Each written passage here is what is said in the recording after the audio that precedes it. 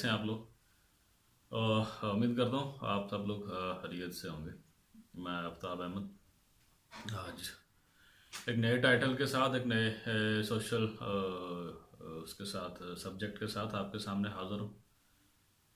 आज के दिन हम जो टाइटल डिस्कस करेंगे, it's about culture. What is culture, cultures की टाइप्स कौन कौन सी होती हैं, कौन सी बड़ी टाइप्स जो हैं प्रिवेल करती हैं पूरी दुनिया के अंदर। और पाकिस्तान के अंदर अगर आपने कल्चर को ऑब्ज़र्व करना है तो कौन सी मेन चीज़ें हैं जिनको आप ऑब्ज़र्व कर सकते हैं, और कौन से ऐसे इंडिकेटर्स हैं जिनको जज करते हुए आप बता सकते हैं कि ये चीज़ फ़लाँ जो कल्चर है या फ़लाँ जो सकाफ़त है उससे बिलोंग करती है। तो इनकल्चरेशन का जो प्रोसेस है उसके बारे में बात करेंगे। तो आइए शुरू करते हैं। कल्चर, सबसे पहले हम इसकी एक जो प्रॉपर डेफिनेशन है उसको देखेंगे। जो वर्ड कल्चर है ये बेसिकली एक फ्रेंच टर्म है जिससे इसको ड्राइव किया गया है। और फ्रेंच वालों ने इसको लैटिन्स जो वर्ड्स हैं वहाँ से निकाला है, जिसका जो मतलब जो है बेसिकली किसी चीज़ का ग्रो करना, किसी अर्थ कल्टीवेशन या नर्चर या नशोनुमा पाना, जो इस लफ्ज़ का मतलब है, मीनिंग है उर्दू के अंदर। तो कल्चर जो है बेसिकली एक कंप्लीट सिस्टम ऑफ लाइफ है जिसके अंदर एक कम्प्लेक्स सिचुएशंस। हाँ, कल्चर एक मुकम्मल जो है ज़ाब्ता हयात कह सकते हैं, जिसके अंदर आपको नॉलेज मिलेगा, जिसके अंदर आपको अकायद मिलेंगे, जिसके अंदर आपको आर्ट मिलेगी, जिसको आपको मॉरल्स मिलेंगी, वैल्यूज़ मिलेंगे, लॉज मिलेंगे, बिलीफ सिस्टम मिलेगा। तो कहने का मतलब ये culture is a complete code of life, जिसके अंदर आप एक इलाके के लोग जो हैं, एक सोसाइटी के लोग, एक कम्युनिटी के लोग जो हैं वो ज़िंदगी गुजारते हैं। इसलिए अगर हम मज़ीद डेफिनेशन देखें तो culture is also defined as ideas, customs and social behaviors of a particular society. It also reflects cuisines जो खाने हैं, languages उनकी ज़बानें, लिखने और पढ़ने का स्टाइल, लिटरेचर उनका जो लिटरेचर मौजूद है लिखा हुआ, dresses, music patterns, arts, entertainment, sports, उनकी ट्रेडिशन और उनके फेस्टिवल्स। ये सारी ऐसी चीज़ें हैं जो कि कल्चर्स के इंडिकेटर हैं, या कल्चर किसी भी कल्चर के जो हैं वो करेक्टरिस्टिक्स हैं। अगर हम उर्दू में बात करें तो उर्दू के अंदर इसको आम तौर पर जो है सकाफत के नाम से जो है वो याद किया जाता है। इसी तरह एक और डेफिनेशन के मुताबिक culture is the total way of life, जैसे कि मैंने पहले अर्ज किया, अब a particular group of peoples, किसी एक खास इलाके के अंदर किसी खास लोगों का रहने का लाइफस्टाइल या ज़िंदगी गुजारने के तरीके का। And it includes everything that a group of people thinks, वो क्या सोचते हैं, वो क्या कहते हैं, वो क्या करते हैं, वो क्या बनाते हैं, वो क्या करना चाहते हैं, तमाम सिस्टम्स, तमाम एटीट्यूड, उनका रवैया और उनके जो फीलिंग्स हैं उसका कम्बिनेशन है, एक कलेक्टिव कम्बिनेशन है कल्चर किसी भी सोसाइटी के अंदर। तो कल्चर के बारे में एक बहुत जो मेन आइडिया, मेन फिनोमेना या कॉन्सेप्ट ये है कि culture is always learn. Culture जो है एक जनरेशन से अगली जनरेशन सीखती है, उससे उससे अगली जनरेशन सीखती है। हाँ, वक्त गुजरने के साथ कुछ चीज़ें नई ऐड होती हैं, कुछ चीज़ें में भी जो है वो एक्सटिंक्ट कर जाती हैं किसी एक कल्चर्स के अंदर। स्पेशली अगर हम करंट सिनेरियो में बात करें तो कल्चर जो है, जो हमारा पाकिस्तानी कल्चर है, that is highly affected from the western culture. तो उस वेस्टर्न कल्चर्स की वजह से हमारे कल्चर के अंदर काफ़ी ज़्यादा जो तब्दीलियां हैं वो रूनुमा हो रही हैं, और उनकी जो एक्सेप्टेंस है हमारे कल्चर के अंदर वो भी दिन गुजरने के साथ साथ, वक्त गुजरने के साथ साथ बढ़ती जा रही है। नेक्स्ट हम देखेंगे कि कौन सी जो मेजर टाइप्स हैं जो कि ग्लोबली जो है प्रिवेल करती हैं कल्चर्स की। तो कल्चर्स की चार मेन कैटेगरीज हैं या मेन रीजन्स हैं, जिसकी आप बेस पे आप उसकी डिस्टिंक्शंस करते हैं। First one is western culture, मगरबी सकाफत, ईस्टर्न कल्चर, लैटिन कल्चर और मिडल ईस्टर्न जो है कल्चर, ये चार बड़ी टाइप्स जो हैं पूरी दुनिया के अंदर जो है प्रिवेल करती हैं। इनके नाम से, इन इंडिकेटर की बेस पे जो कल्चरल जो डिफ्रेंशिएशन है वो की जाती है सोसाइटी के अंदर। अगर हम वेस्टर्न कल्चर की बात करें तो वेस्टर्न कल्चर जो है नॉर्मली जो वो ममालिक हैं जो कि यूरोपियन कंट्रीज़ हैं, उनके जो कल्चर को हम वेस्टर्न कल्चर्स के नाम से, वेस्टर्न कल्चर के नाम से जानते हैं। और ये ज़्यादातर इन्फ्लुएंस्ड है यूरोपियन इमिग्रेशन से।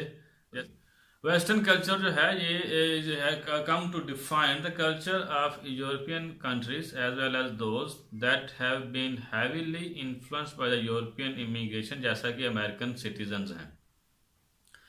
वेस्टर्न कल्चर्स की जो रूट्स हैं वो क्लासिकल जो पीरियड है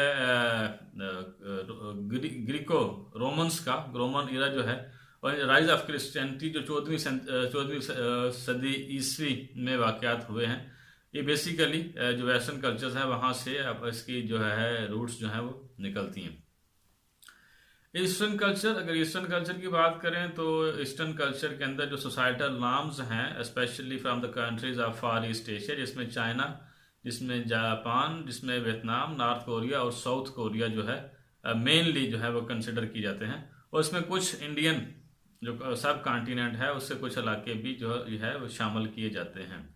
वेस्टर्न कल्चर की तरह ईस्टर्न कल्चर जो है वो भी हाईली इन्फ्लुएंस्ड है, रिलीजियस प्रैक्टिसेस जो है उसकी बेस बनी कल्चरल डेवलपमेंट की। जिस तरह के ईस्टर्न का हमने वेस्टर्न कल्चर की बात की, जो क्रिश्चियनिटी है वो मेनली बुनियाद बनी वेस्टर्न कल्चर की फाउंडेशन के लिए। अगर हम लैटिन कल्चर की बात करें, लैटिन कल्चर में मैनी, जो हमें डाटा में बताता है कि many of the Spanish speaking nations are considered part of Latin culture. और इसमें जो मालिक काउंट किए जाते हैं मेनली इसमें लैटिन अमेरिका, उसमें साउथ अमेरिका, उसमें मैक्सिको, और इसमें भी स्पेनिश और पुर्तगालीज जो हैं वो उनकी जो लैंग्वेजेस हैं वो डोमिनेट करती हैं इसके अंदर भी, लैटिन कल्चर के अंदर भी। जैसे मैंने पहले याद कि लैटिन कल्चर जो स्पेनिश स्पीकिंग कंट्रीज हैं उनको ज़्यादातर हम लैटिन कल्चर्स के डेफिनेशन में लेके आते हैं। और हम जियोग्राफिकली बात करें तो लैटिन अमेरिका, सेंट्रल अमेरिका के कुछ हिस्से, साउथ अमेरिका और मैक्सिको, स्पेनिश और पुर्तगाल के कुछ इलाके और उनकी ज़बानें जो हैं मखसूस हैं लैटिन कल्चर के हवाले से। इसी तरह अगर हम चौथी इसकी टाइप जो है देखें, चौथी टाइप के अंदर जो है मिडल ईस्टर्न जो कंट्रीज़ हैं वो स्पेशली बिलोंग करते हैं अपना मिडल ईस्टर्न कल्चर के साथ। इनमें ज़्यादातर वो कंट्रीज़ लिए जाते हैं जो कि अरेबिक जो लैंग्वेज है नॉर्मली वो बोली जाती है आम कम्युनिकेशन के लिए। लेकिन हाँ, यहाँ पे कुछ और लैंग्वेज भी जो है प्रैक्टिस की जाती हैं, जैसे कि मिडल ईस्टर्न कंट्रीज़ में काफ़ी सारे जो लोग हैं वो साउथ एशियन कल्चर्स से बिलोंग करते हैं। वो वहाँ पे अपना इनकम जनरेशन के लिए, अर्निंग अपॉर्चुनिटीज़ के लिए वहाँ पे जाते हैं, तो वो भी एक उनका मेन हिस्सा है। रिलीजन जो है इसके मिडल ईस्टर्न कल्चर के अंदर एक मेन और इम्पॉर्टेंट रोल प्ले करता है। और यहाँ पे हाईली जो इन्फ्लुएंस है रिलीजियस प्रैक्टिसेस का मिडल ईस्टर्न कल्चर्स के ऊपर आप ऑब्जर्व कर सकते हैं। मिडल ईस्टर्न ईस्ट के बारे में ये भी कहा जाता है कि ये बर्थ प्लेस है जुदाइज्म की भी, क्रिश्चियनिटी की भी और इस्लाम की भी। नंबर 4 पे हम अगर देखें तो अफ्रीकन कल्चर है, उसकी एक अपनी शनाख्त है, उसकी एक अपनी पहचान है। जो साउथ अफ्रीका जो है उसमें कल्चर्स की अच्छी खासी वेरिएशन जो है, कल्चरल वेरिएशन पाई जाती है। ट्राइब टू ट्राइब और ethnic community to ethnic community, उनके अंदर कल्चर जो हैं वेरी करते हैं। और ये भी कहा जाता है कि बनी नौ इंसान का जो नुक्ता आगाज़ था वो अफ्रीका से हुआ, फिर वहाँ से जो लोग हैं पूरी दुनिया के अंदर वो फैले। और आज से तकरीबन 60,000 साल पहले इंसान ने वहाँ से माइग्रेशन शुरू की और दुनिया के मुख्तलिफ हिस्सों में उन्होंने अपना ठिकाना बनाया। अगर हम अफ्रीकन ट्राइब्स की बात करें तो अफ्रीकन ट्राइब्स के अंदर कहते हैं कि 54 डिफरेंट कंट्रीज़ हैं, और सिर्फ नाइजीरिया एक ऐसा मुल्क है जहाँ पे 300 के करीब डिफरेंट कबीले डिफरेंट कल्चर्स के साथ जो है एग्जिस्ट करते हैं और अपनी कल्चरल जो एलिमेंट्स हैं उनको प्रैक्टिस करते हैं। ओके जी, ये थे कुछ टाइप्स ऑफ कल्चर। अब हम देखेंगे कि एलिमेंट्स ऑफ कल्चर्स कौन से हैं। तो नॉर्मली जब भी हम किसी कल्चर डेफिनेशन की बात करते हैं तो हम तीन मेन चीज़ों का जिक्र करते हैं। Number 1 is norms, number 2 values, and number 3 the beliefs. तो नॉर्म्स क्या होती हैं, वैल्यूज क्या होती हैं, बिलीफ सिस्टम क्या है, इसमें बेसिक फ़र्क क्या है, इनको हम कैसे पहचान सकते हैं, इनको शनाख्त जो है वो कैसे की जा सकती है। तो नॉर्म्स बेसिकली वो एक्सपेक्टेशंस हैं, वो रूल्स हैं जो किसी भी एक कल्चर के अंदर लोग उनको फॉलो करने के लिए एक कंसेंसस जो है डेवलप करते हैं वक्त गुजरने के साथ साथ। हम डेफिनेशन की बात करें, the norms are the agreed upon expectations and rules by which a culture guides the behavior of members in any given situation। Norms ऐसे रूल्स हैं, ऐसी रेगुलेशंस हैं जो किसी एक सर्टन कंडीशन के अंदर रहते हुए अपने किसी भी फर्द को उसने कैसे बिहेव करना है किसी खास पर्टिकुलर सिचुएशन के अंदर, किसी खास टाइम एंड स्पेस के अंदर। तो वो गाइडेंस जो है उसको नॉर्म्स के थ्रू मिलती है। नॉर्म्स एग्जिस्ट करती हैं फोक वेज की सूरत में, मोर्स की सूरत में, टैबोज की सूरत में और लॉज की सूरत में किसी भी कल्चर के अंदर। और basically these are the things जो कि आपको सर्टन रूल्स के बारे में आगाही देती हैं कि आप इस कल्चर का हिस्सा होते हुए इन चीज़ों को प्रैक्टिस कर सकते हैं, इन चीज़ों को प्रैक्टिस नहीं कर सकते। वैल्यूज़ जो है कल्चर का दूसरा एलिमेंट है। तो कल्चरल वैल्यूज़ जो है वो कोर प्रिंसिपल्स होते हैं, आइडियाज़ या आइडियल्स जिसके ऊपर वो सोसाइटी, वो कम्युनिटी जो है वो एग्जिस्ट करती है। जैसे हम उर्फ आम में कहते हैं कि हमारे कल्चर के अंदर इस चीज़ की इजाज़त नहीं है, यानी कि हमारा कल्चर में इस चीज़ को वैल्यू नहीं दी जाती। हमारे कल्चर के अंदर इन चीज़ों को इम्पोर्टेंस दी जाती है। हर कल्चर की, हर सोसाइटी की, हर एथनिक ट्राइब की अपने जो हैं वैल्यूज़ जो हैं वो डिफरेंट होती हैं और इट डिपेंड्स कि वो वक्त के साथ चेंज भी करती हैं लेकिन उतनी स्पीड से चेंज नहीं करती। अगर पाकिस्तानी सिनेरियो में बात करें तो हमारे कल्चर के अंदर जो रिलीजियस जो वैल्यूज़ हैं वो बहुत ज़्यादा रिजिड हैं और बहुत ज़्यादा स्ट्रांग हैं और उसका जो सोशल इम्पेक्ट है वो हमारी डेली रूटीन, डेली लाइफ के अंदर हम नॉर्मली ऑब्जर्व कर सकते हैं। बिलीफ सिस्टम जो है वो बेसिकली ऐसी चीज़ें हैं कि जिनको आप सच मानते हैं कि हमारा ये अकीदा है। जो अकायद की बात करते हैं तो that is basically belief system. तो अगर हम बिलीफ सिस्टम के हवाले से देखें तो इंडिविजुअल, हर सोसाइटी के इंडिविजुअल के कुछ स्पेसिफिक अकायद होते हैं जिनको वो प्रैक्टिस करते हैं कोलेक्टिवली। अगर हम रिलीजन इस्लाम की बात करें तो हमारे जो रिलीजियस बिलीफ्स हैं, जो अकायद हैं, जिनमें अल्लाह एक है, जिनमें नबी पाक जो हैं वो आखिरी नबी हैं, इसमें कुरान पाक जो है अल्हामी किताब है, और ये सारे वो चीज़ें हैं जो हमारे अकायद का हिस्सा हैं, हमारे कल्चर का हिस्सा हैं। तो हम बात कर रहे थे कल्चरल एलिमेंट्स की। तो कल्चरल एलिमेंट्स में तीन मेजर चीज़ें हैं जिनके थ्रू आप कल्चर डिफ्रेंशिएट कर सकते हैं कि ये कौन सा कल्चर है। Number 1 is norm, number 2 is values and number 3 is the belief system of any community or culture। अब नेक्स्ट हम बात करेंगे एस्पेक्ट्स ऑफ कल्चर के ऊपर कि कल्चर कौन कौन सी इश्काल में जो है वो पाया जाता है। तो इसकी डिफरेंट किस्म की 4 अकसाम हैं जिस दिन के लिए कल्चर जो है प्रिवेल करता है किसी भी सोसाइटी के अंदर। आप कह सकते हैं कल्चर डिस्ट्रीब्यूशन या कल्चर किन चीज़ों से पहचाना जा सकता है। Number 1 is real culture, number 2 is ideal culture, number 3 is material culture and number 4 is non material culture.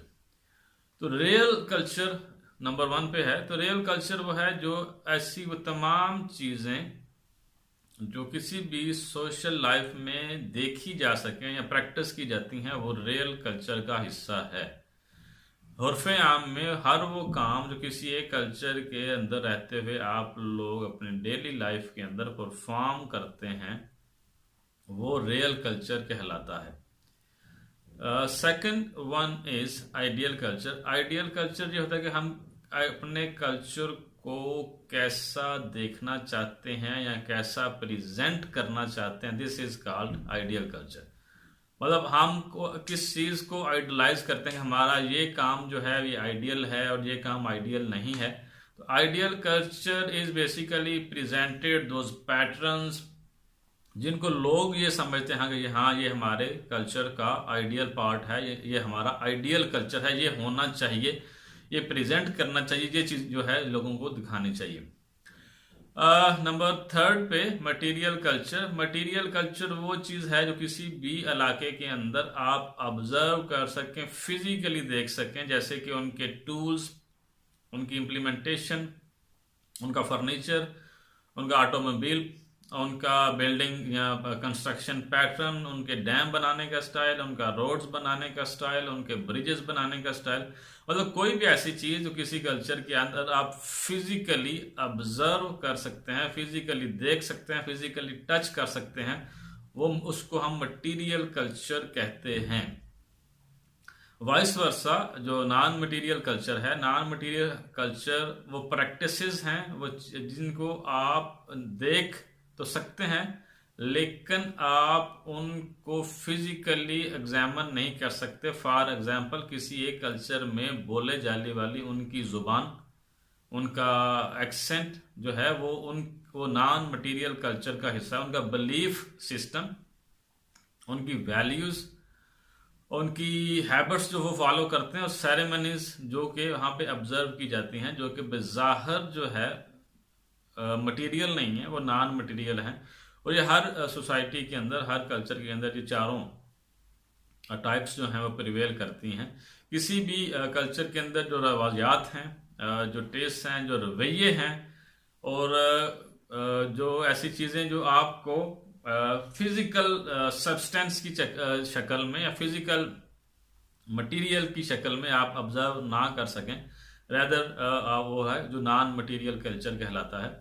और ये हर कल्चर के अंदर आपको किसी न किसी शक्ल में तहजीब व तमद्दन, रवाजात, डेली प्रैक्टिसेस, बड़ों का अदब कैसे करना है, छोटों से बात कैसे करनी, ये सारी वो चीज़ें हैं जो हमें कल्चर जो है वो सिखाता है।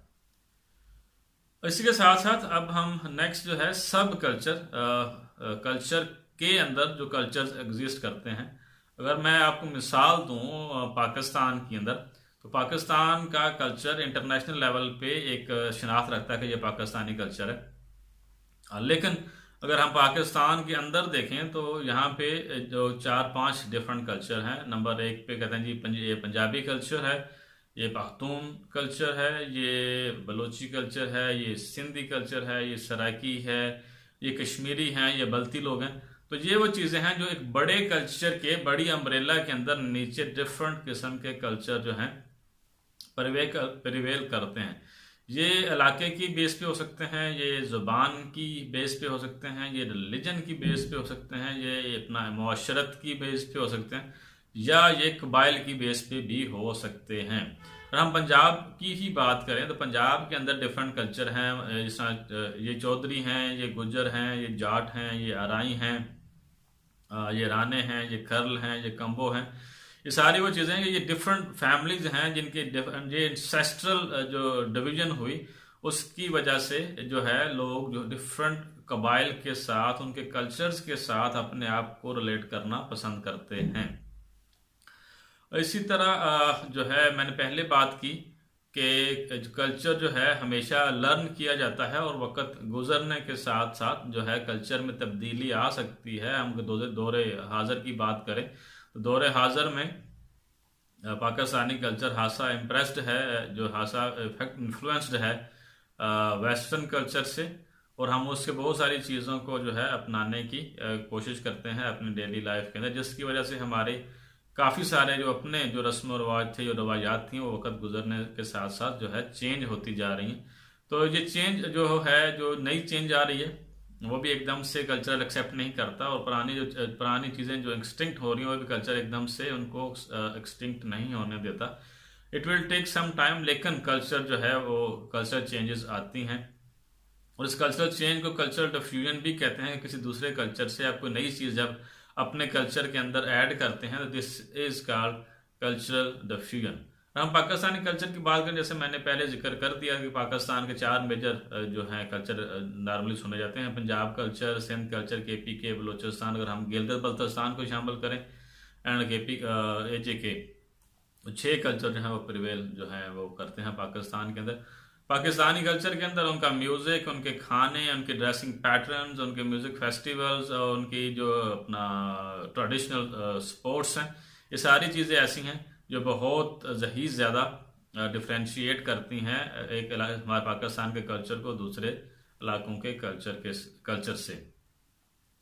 तो ये था एक छोटा सा ओवरव्यू कि कल्चर क्या होता है, उसकी टाइप्स क्या होती हैं, उसके एस्पेक्ट्स क्या हैं, उसके एलिमेंट्स क्या हैं, और कौन कौन से डेफिनेशन जो हैं मेनली सोसाइटी के अंदर एग्जिस्ट करती हैं। तो आज के लिए मेरी तरफ से इतना ही। दोबारा इंशाल्लाह जल्द मुलाकात होगी एक और सेशन के साथ। अस्सलाम वालेकुम, अल्लाह हाफिज़।